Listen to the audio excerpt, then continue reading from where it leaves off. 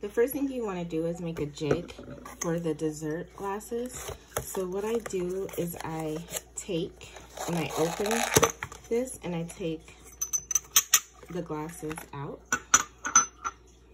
And then I look around and I do maybe like about 1/4 of an inch.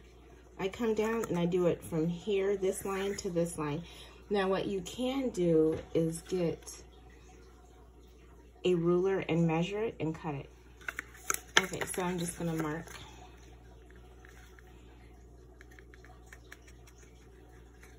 And then that way I bring it all the way across.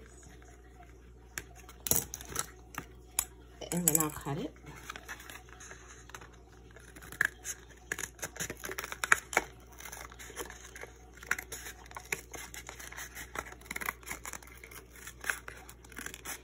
All I need it to do is be able to sit up on the Glowforge. And then the same with this side. So you want it to be like the same size to elevate it the same.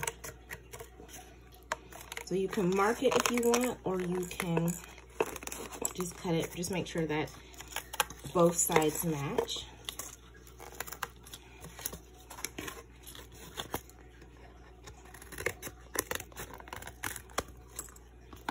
Okay, so after you cut it, let me show you how it's gonna sit. So all you do is you set it up like this, and that's how it sits on the Glowforge. And then the next step that you do is you take your glass and then you just want to wipe it down with like a, there we go, preferably a microfiber cloth so that it does not leave any residue or lint.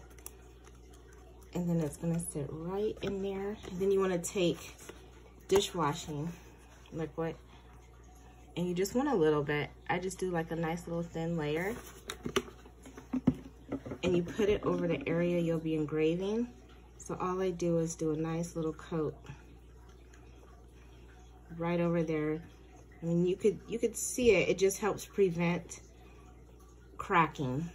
And now it's prepped and ready to go.